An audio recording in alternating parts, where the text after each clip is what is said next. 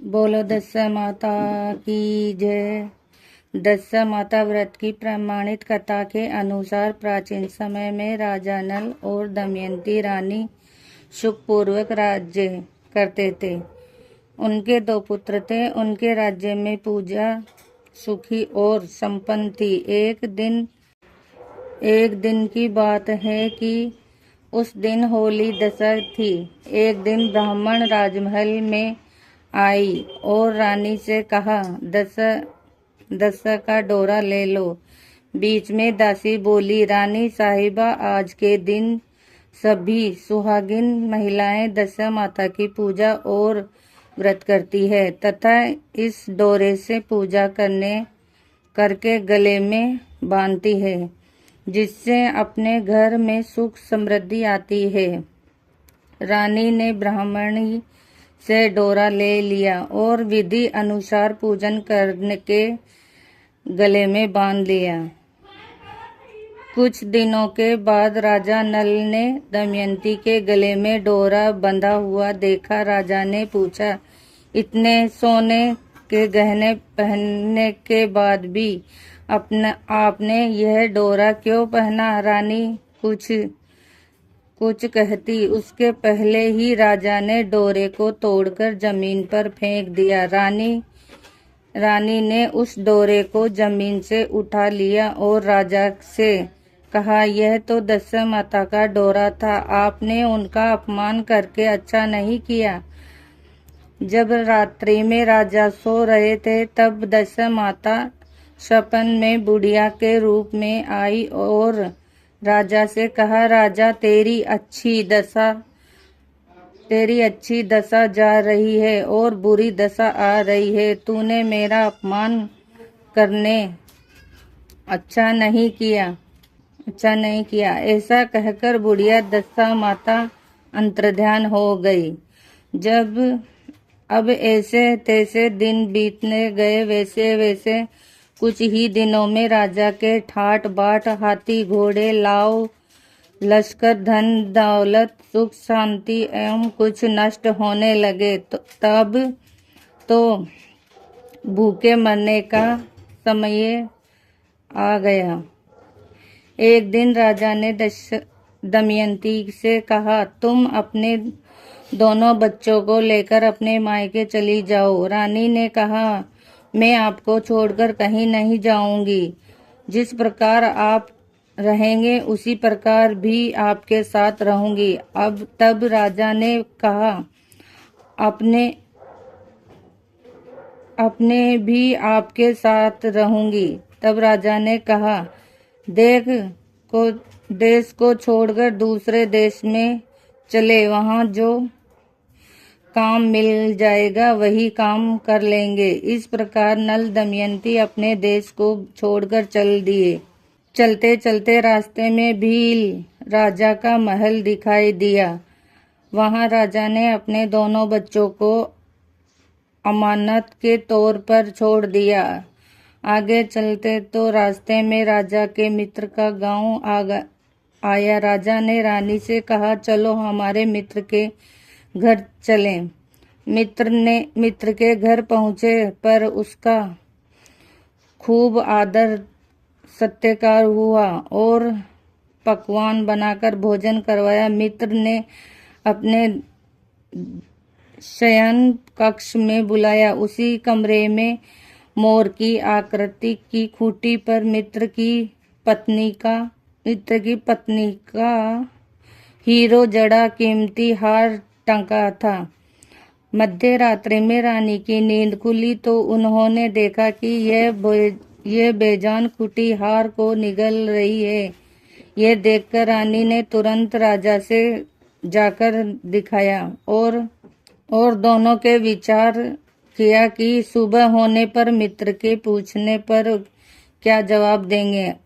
अंत वहां से उसी समय चले जाना चाहिए। राजा रानी दोनों रात्रि को वहां से चले गए। सुबह होने पर मित्र की पत्नी ने खूंटी पर अपना हार देखा। हार वहां नहीं था। तब उसने अपने पति से कहा, तुम्हारे मित्र कैसे हैं? जो मेरा हार चुराकर रात्रि में ही भाग गए। मित्र ने अपनी चुराकर रात्रि में ही भाग गए। पत्नी को समझाया कि मेरा मित्र कदापि ऐसा नहीं कर सकता। धीरज रखो, कृपया उसे चोर मत कहो। आगे चलते ही राजा ने नल की बहन का गांव आया। राजा ने बहन के घर खबर पहुंचाई थी, तुम्हारे भाई भोजाई आए हुए हैं। खबर देने वाले से बहन ने पूछा, उसके हाल चाल कैसे हैं? बहन ने पूछा, उनके हाल चाल कैसे हैं? बोला, दोनों अकेले हैं, पैदल आ रहे हैं तथा वे दुखी हाल में हैं। इतनी बात सुनकर बहन थाली में कांधा रोटी लेकर भैया भाभी से मिलने आई। राजा ने तो अपने हिस्से का खा लिया, परंतु रानी ने जमीन में गाड़ दिया। चलते चलते एक नदी मिली। राजा ने नदी में से मछलियां निकालकर रानी से कहा, तुम इन मछलियों को भूंजो, मैं गांव में से परोसे लेकर आता हूँ। गांव का नगर सेठ सभी लोगों को भोजन करा रहा था। राजा गांव में गया और परोसे लेकर वहां से चला तो रास्ते में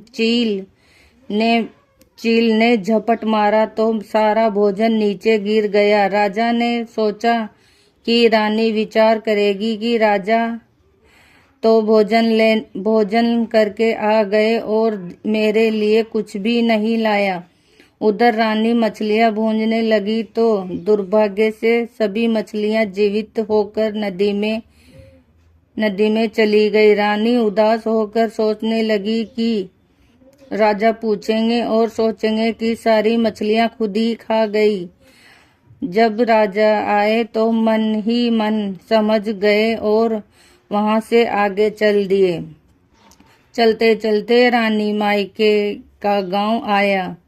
राजा ने कहा, तुम अपने मायके चली जाओ, वहां दासी का कोई भी काम कर लेना। मैं इसी गांव में कहीं नौकरी ही जाऊंगा। इस प्रकार रानी महल में दासी का काम करने लगी और राजा महल में दासी का काम करने लगी और राजा तेली के गहने पर काम करने लगा। दोनों को काम करने बहुत ही दिन में आए। तब होली दशहरा का दिन आया। तब सभी रानियों ने सिर धोकर स्नान किया। दासी ने भी स्नान किया। दासी ने रानियों का सिर गूंथा तो राजमाता ने कहा, मैं भी तेरा सिर गूंथ दूं।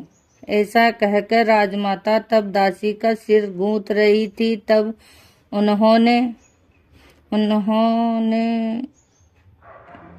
उन्होंने दासी के सिर में पक्ष देखा। यह देखकर राजमाता की आंखें भर आई और उनकी आंखों से आंसू की आंसू तब दासी की पीठ पर गिरे। दासी ने पूछा, आप क्यों रो रही हो? राजमाता ने कहा कि तेरे जैसी मेरी भी बेटी है, जिससे सिर में भी पक्ष था, तेरे सिर में भी पक्ष है। यह देखकर मुझे आपकी याद आ गई। तब दासी ने कहा, मैं ही आपकी बेटी हूँ। दशा माता के कोप से मेरे बुरे दिन चल रहे हैं, इसलिए वहां चली आई। माता ने कहा, बेटी तूने यह बात हमसे क्यों छिपाई? दासी ने कहा, माँ मैं सब कुछ माता बता देती तो मेरे बुरे दिन नहीं कटते।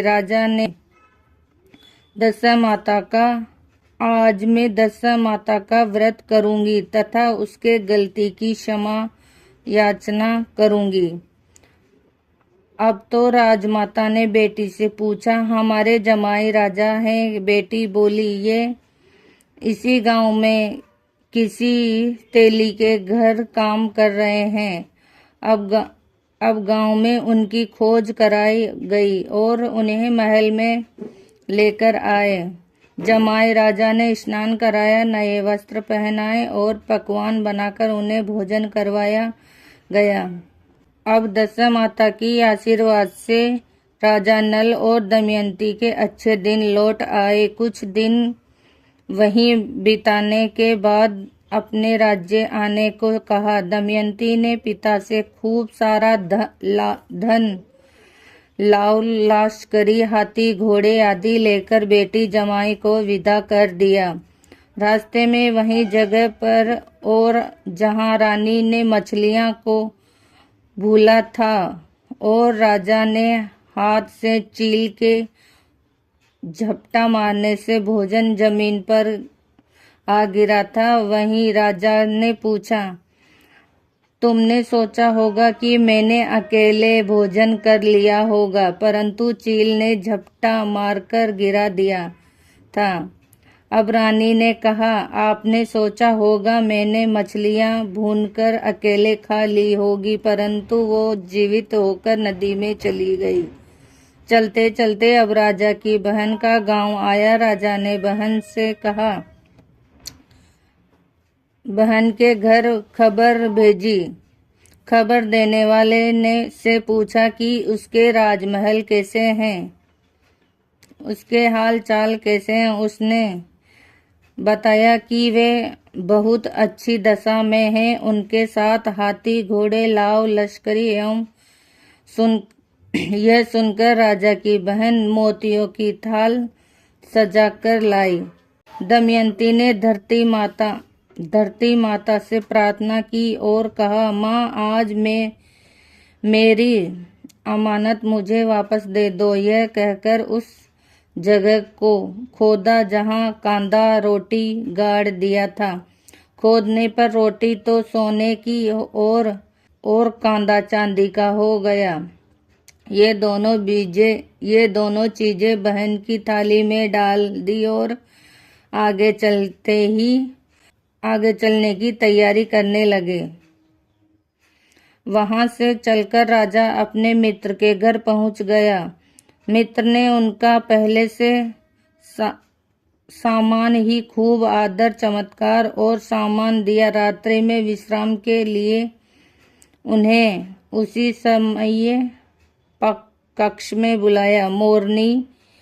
मोरनी वाली खूंटी के हार निगल जाने वाली बात से नींद नहीं आई। आधी रात को समय वही मोरनी वाली खूंटी पर हार अगले उगलने में लगी तो राजा ने अपने मित्र को जगाया तथा रानी ने मित्र की पत्नी को जगाकर दिखाया। अपना हार तो उसने निगल लिया था। आपने सोचा होगा कि हार हमने चुराया। दूसरे दिन प्रातःकाल नित्य कर्म से निपटकर वहां से वे चल दिए।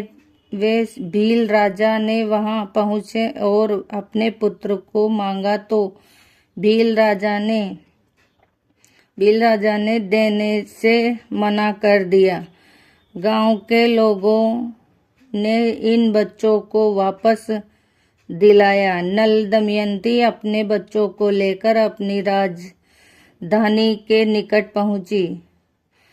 नगरवासियों ने लाव लश्करी के साथ उन्हें आते हुए देखा। सभी ने बहुत प्रसन्न होकर उनका स्वागत किया तथा गाजे बाजे के साथ उन्हें महल पहुंचाया। राजा का पहले जैसा ठाट बाट हो गया। राजा नल दमयंती पर दशा माता ने पहले कोप दिया, वैसी ही पर मत करना और बाद में जैसी कृपा करी वैसी सबको करना। बोलो दशा माता की जय। दशा माता जैसे राजा नल को टूटी वैसी सबको टूटना।